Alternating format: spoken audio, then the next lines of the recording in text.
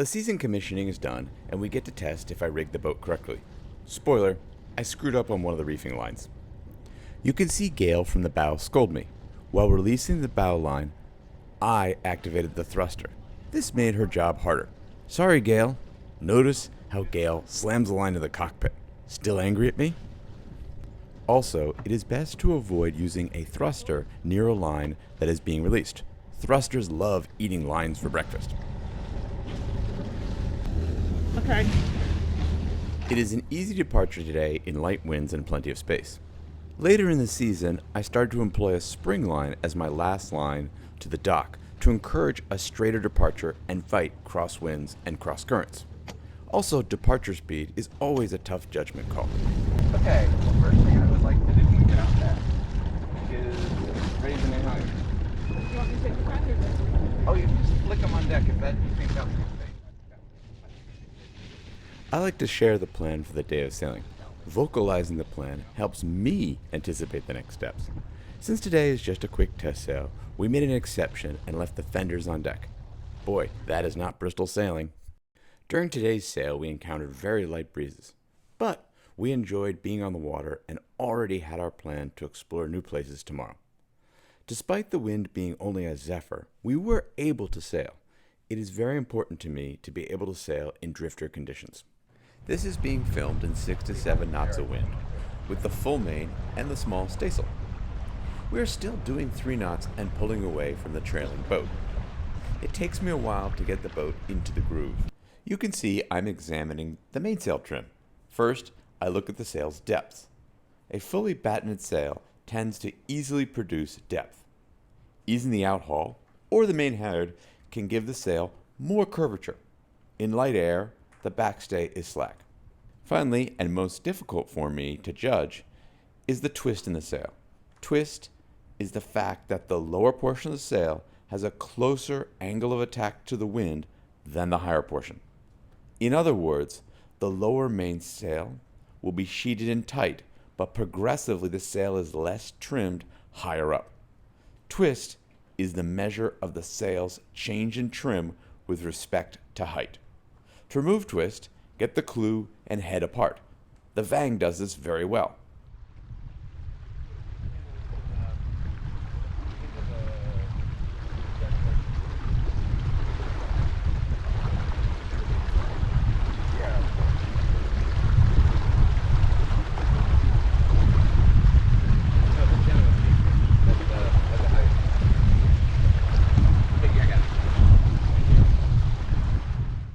Can trim the jib to eliminate a bit of leech flutter. Not sure I should have let the jib carve forward instead. I typically examine which group of tailtails breaks first. If the lower tailtails break first and the uppers keep streaming, then the top of the sail needs to be trimmed in, or I need less twist. Oh man, I'm so confused.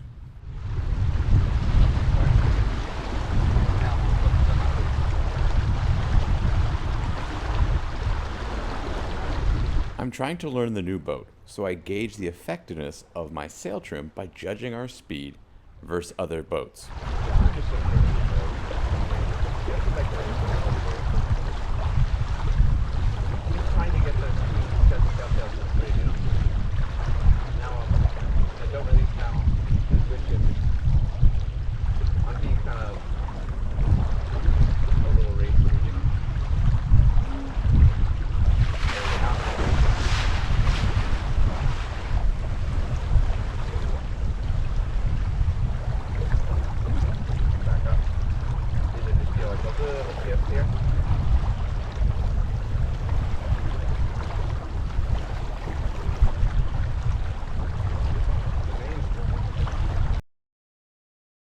The Watt&Sea is a propeller attached to a rudder-like device hung off the stern.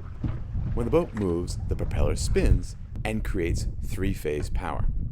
The power then goes to a controller in the technical room, which creates 14 volts to charge the batteries. The Watt&Sea was late last year, so this is my first sea trial. If I can just sit down right here, I'll be able to do the whole job without ever leaving. We're now going to lower the Watt&Sea. gravity is going to do much of the work. Okay, but now, if you're at sea, the water would be pulling on the Watt&Sea up. So now you take the second line and you start tugging on it, and the second line pulls the Watt&Sea into position against the force of the boat's movement. You can give that a big tug. Now, let's say you're in really strong high boat speeds. You just clip this onto here, and you get 6-to-1 help.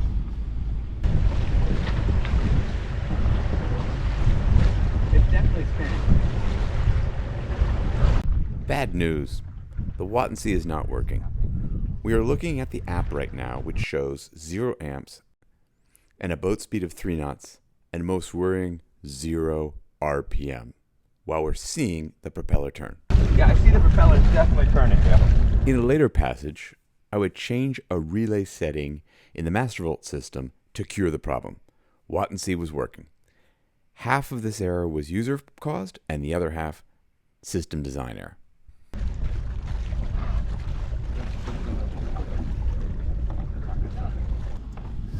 But we'll use our little 6-to-1. Boom, boom, boom, boom. Before removing the Watt&Sea, I had a safety line in case I were to drop the hydrogenerator. As an aside, why would I be in a rush to remove the hydro? Well, first for docking, and secondly to tack the hydro if the boat has tacked. It always should be on the leeward side. I really like how safe the process is of removal, but still in big seas I would wait. It's fine to leave it folded for days on end. If you are a sailing enthusiast, you must visit Lorient. Better than Newport and the Solent. I often speak of the omnipresent race boats in Brittany, from minis to Amokas. They're an impressive sight, but they're only part of the story. There are also fantastic wooden boats and an armada of fiberglass 35-footers and aluminum cruisers. The Breton sailor operates their vessel at a high standard and respectful of our sport. The wind finally gave up and it was time to furl the staysail. One of my goals is to make the furling process easier. The furling line fairleads create friction. Later in this season, I upgraded the front pair of fairleads and slightly improved the routing of the line. The second improvement is making sure the furling line is long enough to be used on a variety of winches. If the furling line is on the windward side, the headsail winch will be available, but when the furling line is on the leeward side, I must use the halyard winch. Last season, my mainsail drops were horrible. Something was wrong, and in the off-season, the rigger corrected the halyard path. Last year, I would drop the halyard and have to go to the mast and pull the sail down. Not acceptable. This would be my first test of the corrected system. Typically, JPK uses Tide's marine track for the mainsail. I chose to use Harken backcar system as I had it on my last boat. A fast mainsail drop is a great safety feature. The first key is to properly figure eight the halyard to ensure the twist is removed. I tend to do this twice. Then lay the coils on the cockpit sole to allow the line to run quickly. Next, I open the main halyard clutch with a wrap on the winch. Now Gale, or the autopilot when she is not on board, will get the boat head to wind. Don't look at the instruments to see if you are head to wind. The mainsail is the best indicator. When the leech luffs, release the halyard. Stand clear as the winch will guide the halyard on its fast ascent. I am ecstatic that this problem's fixed. Does your mainsail drop this fast? Right after dropping, it is important to secure the boom by tightening the main sheet. Also, the reef lines never fall into the stackback. After a quick cleanup, the boat is ready to motor back to the slip. Back at the dock, I will raise the boom with a topping lift to give more cockpit headroom and better mainsail drainage when the frequent showers pass by. Today we need to get from Lorient, lower right hand corner, to Loctudy. Follow the cursor to the northwest and you'll find Loctudy.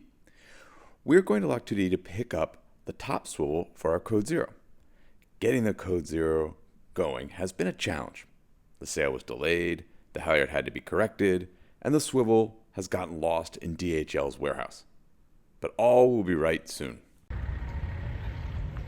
the entrance to Port Loctudy, and one side is the Île of Tudy, and the other side is the Loch of Tudy, where the marina is.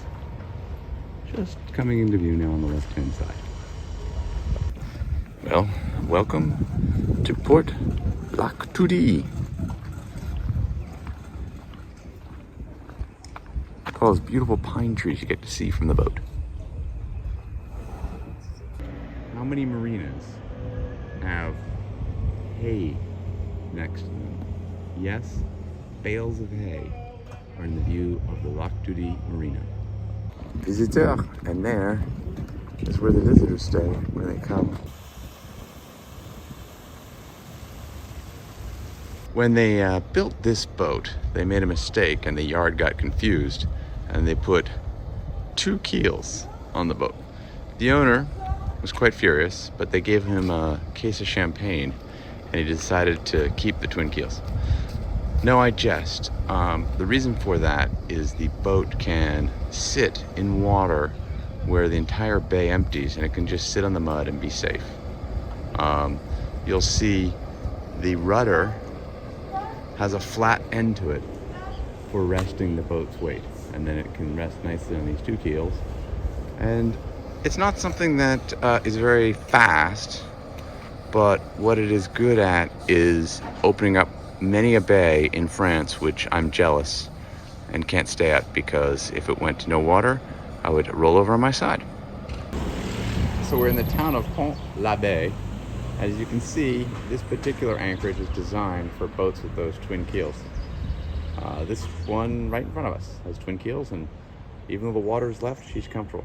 Some of the single keelers just tie themselves to the wall, but I'm not up for that with Cyclops. Fishermen and their gear. So from here is where you buy your fish, and over here is where your fish come in. Loctudy is nice for a short visit with an excellent marina and plenty of services for the sailor.